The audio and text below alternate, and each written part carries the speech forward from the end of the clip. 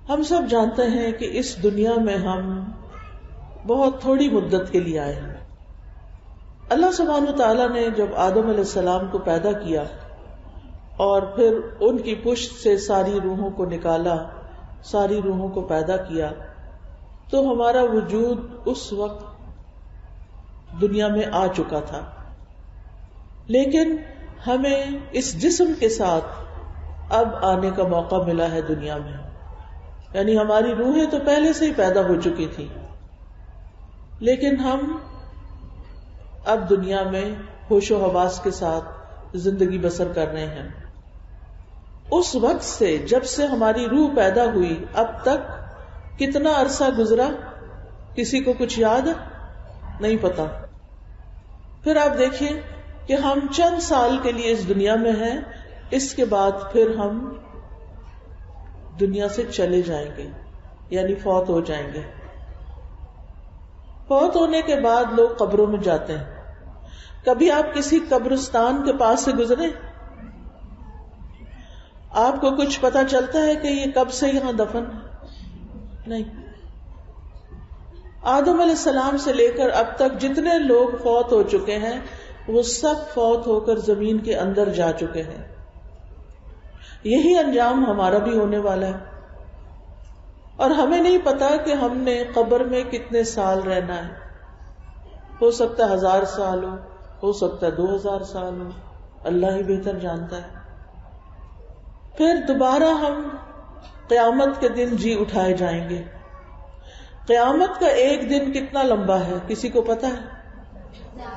50,000 سال. پھر اس کے بعد جنت ہے یا جہنم ہے.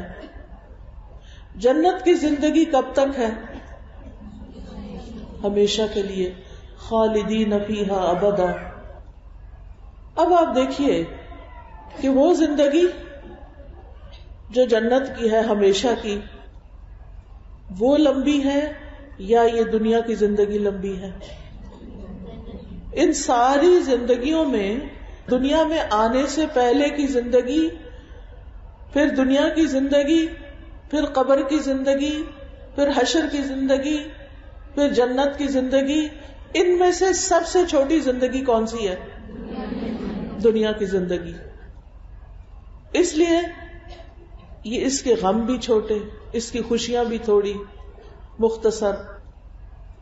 اگر اس میں ہمیں ہر وہ چیز مل جائے جو ہم چاہتے ہیں، جو کہ ہو نہیں سکتا، یہ زندگی جو ہے یہ سب سے چھوٹی ہے.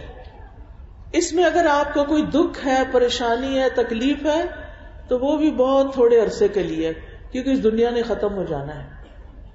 اگر خوشی ہے اس نے بھی ختم ہو جانا ہے.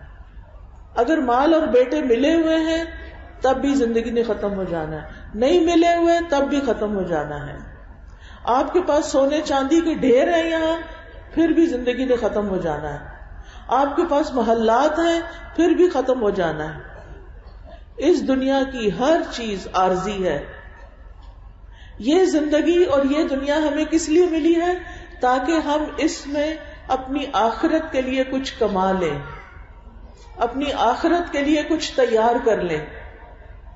اور اگر ہم اس دنیا میں اپنا وقت ضائع کر کے چلے گئے اور ہم نے اچھے کام نہیں کیے اور فضول کاموں میں پڑے رہے، صرف کھانے پینے کے شوق، صرف سیر و تفریح کا شوق، صرف گپ شپ لگانے کا، صرف دوستوں کے پاس بیٹھنے کا، کبھی اس کے گھر چلے گئے، کبھی اس شادی پہ چلے گئے، کبھی کہیں چلے گئے، تو اس طرح اگر زندگی گزاری بغیر کسی مقصد کے تو پھر کیا ہوگا؟ پھر آگے کی زندگی مشکل ہوگی.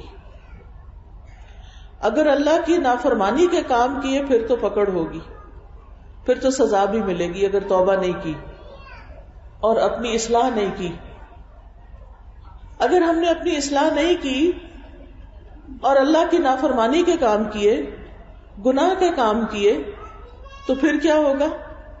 پھر اللہ کے ہاں پوچھ ہوگی، اور بڑی سخت پوچھ ہوگی. اس وقت کون چھڑانے کے لیے آئے گا؟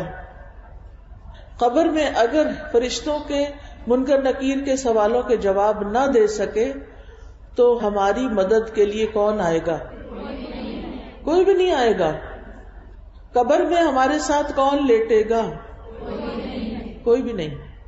قیامت کے دن کون ہمیں پوچھے گا کہ تمہارا حال کیا ہے؟ ہمارے دوست کدھر جائیں گے؟ سب کو اپنی اپنی پڑی ہوگی، کوئی بھی ہمارے ساتھ نہیں ہوگا. اس لیے عقل مند لوگ وہ ہیں جو اپنی اس زندگی کو سوچ سمجھ کے گزارتے ہیں.